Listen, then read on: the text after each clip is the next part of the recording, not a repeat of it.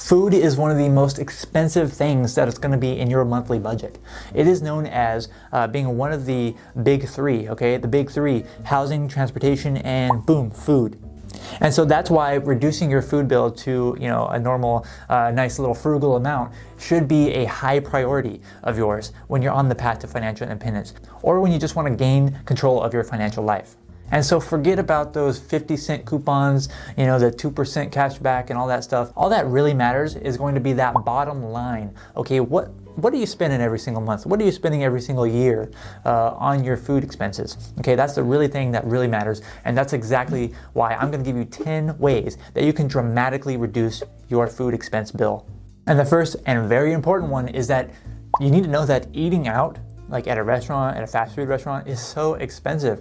Getting groceries is so much cheaper than eating out at a restaurant, especially a sit-down restaurant where you have to tip and pay tax and all that stuff. So groceries are gonna be way cheaper. And so a significant portion of your food bill should be going towards groceries and not going towards eating out. I'm not saying you should never eat out, but I'm saying that a majority of your spending when it comes to your food bill should be at cold-hearted, healthy groceries.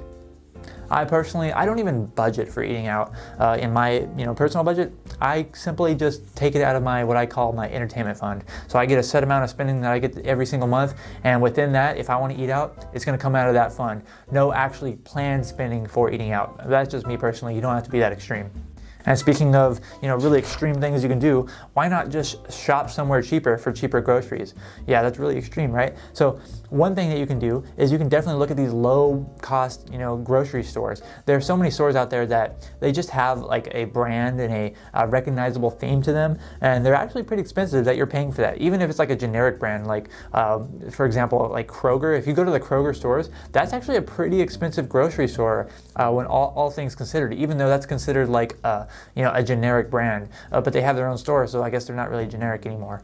But back in the day, I used to consider Kroger like generic. Now I pretty much do all of my shopping at a store called Aldi, and hopefully you have one near you, because Aldi it keeps its inventory very low, very simple ingredients, but it really actually honestly has everything that you actually really need in order to cook your main primary meals, and you can do it so much cheaper if you shop at a discount grocery store just like Aldi. And another tip is that if you're liking this video so far, make sure you like it, give it a thumbs up. It really does help me out, and you're gonna get a lot more tips just like this. So number 3 is to look at the price per unit and not the total price that you're paying for an item. So for example, if you're buying, like meat, like beef or something, or chicken or whatever, don't look at, the package of meat is $10. Look at how much is it per pound. Is it $3 per pound? Is it $4 per pound? You look at how much it is per unit. And this comes with everything in the grocery store. Even if you're buying something relatively cheap, like rice, look at the rice.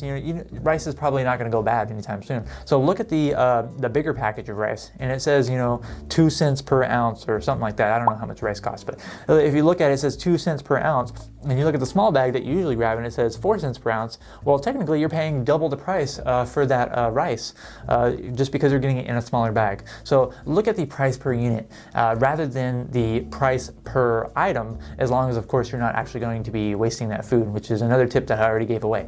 But we'll go ahead and get back to that. Number 4 on the list is carbs, because carbs are super cheap. So I just gave you the example of rice being 2 cents per ounce. I don't know if that's the actual, an accurate price, but carbs in general tend to be very, very cheap. And so, if you're not on that diet wagon of, carbs are the devil and carbs are the enemy of everyone, which I don't necessarily agree with, but if you are not on that wagon, carbs can be definitely a great thing that you can introduce into your diet, and you can eat a lot more cheaply, because things like rice, like oatmeal, potatoes, things like that, beans, those kind of carb-like items, mostly carbohydrates, those are going to be a lot cheaper and a lot more staple that you can add to your plate, get a lot of food in for a really low price. So maybe base your meals more around carbs. And conversely to that, we have number 5 on this list, which is meat is expensive. So meat, I personally myself do love to eat some meat, but eating meat less is going to save you a ton of money, because honestly, meat is probably the most expensive thing that you purchase. Especially like things like beef and steak and things like that. So meat is probably definitely more expensive. So try to make your plates have a little bit less meat, I should say, and maybe some more carbs, like we just mentioned previously. One kind of thing that I love doing when it comes to meat is that I always notice that during like the holidays, the long weekend holidays like 4th of July, and Memorial Day and things like that, there's always like pretty good meat sales. Like when it comes to like one of my favorite meats, ribeye steaks. Ribeyes usually go on sale for like $4.99 a pound when they're normally like $9.99 plus per pound. So you can get some pretty cool steaks at $4.99 a pound. Half off of their normal price during the holidays. But food is not the only thing that's included in your food budget, surprisingly. One thing that's also included is the things you drink, okay? Many of the things that you're going to be drinking probably have calories and therefore are contributing to your calorie intake of how much energy your body is getting. And so one thing that you can do to dramatically reduce your food bill is to only drink water. Water definitely has 0 calories, probably one of the healthiest things you can drink, if not the healthiest, because we're made of water. But yeah, only drinking water is definitely one way you can save a ton of money. Don't buy the sodas, don't buy the juices, cut down on the milk, and drink only water. And if bonus points if you can only do tap water like I have. I've gotten used to it. Many people swear that tap water is poison for you, but I'm still here and I've been drinking it for many, many years. And speaking of things that many people have been doing for many, many years, is they pay for memberships to like big box grocery stores. You know what I'm talking about. Costco, Sam's Club, and I don't know any of the other ones. But stores like that, you have to pay like an annual membership. I don't know exactly how much the price is, but let's say it's like $60 a month. So you can definitely save some money, if you're shopping at these stores for, like large families and things like that, because you're buying in such large quantities. But at the same time, it could also lead you to wasting a lot more food, especially if you're not able to eat that food in such a large quantity that you're buying it at. And again, you actually have to do the math, because I've done the math, side-by-side comparison, because I'm weird like that, for a lot of things at like Costco and with Aldi. And Aldi, even though you're getting the smaller quantities, you're actually still getting a better per unit price for many of the items that I get at Aldi. And so even if you are going to be saving money on a few things at that big box store, you're paying for that membership. So you first have to save at least let's say $60 per year in order to even get back to even. So consider dropping your memberships, because you might not be even saving any money with those. One thing that you should not be dropping is watching my videos, because every single week I'm putting out new videos, and right now they're going out on Sundays at 1 p.m. Eastern Standard Time. So if you're interested, make sure that you do not miss those videos. But now we can move on to step number 8, and step number 8 is something that is really important, and it's kind of talked about a lot in the fitness world, but not really in the finance world as much, but that is to meal prep, because meal prepping allows you to, first off, portion control your meals so that they can last you longer. So, because if something tastes good and it's in a big quantity right in front of your face, you're probably just going to eat it all. At least that's what I do. I was always taught to, finish everything on your plate, and it's had some disastrous consequences for my waistline. But meal prepping in general, it allows you to portion control all of your meals. You're less likely to overeat. And at the same time, you can buy something in bulk.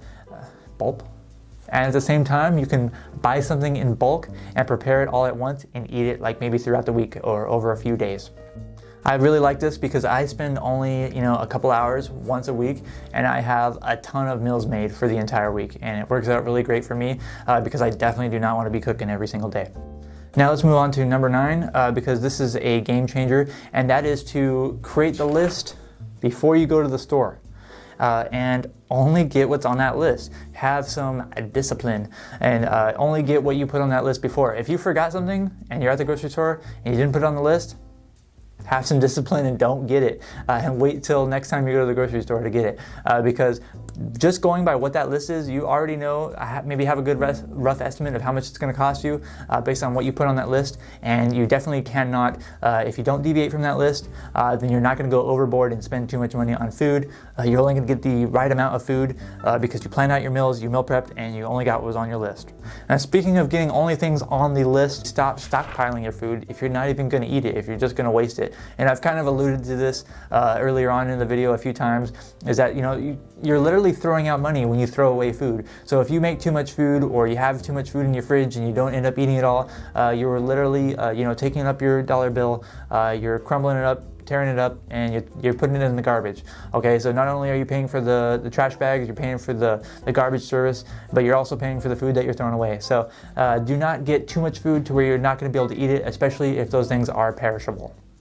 One thing that is definitely not perishable is transforming your financial life. And if you haven't already, I have a video just for you in order to transform your personal finances. It's called How to Achieve Financial Independence in 10 Years or Less. Okay, I'm gonna put that video right here, and I want you to click on that video, and I want you to watch the entire video. I know it's a little bit long, but it's gonna help you out a lot. Thank you so much for watching this video. I'm Zach from OnCashflow.com, and I hope to see you next time.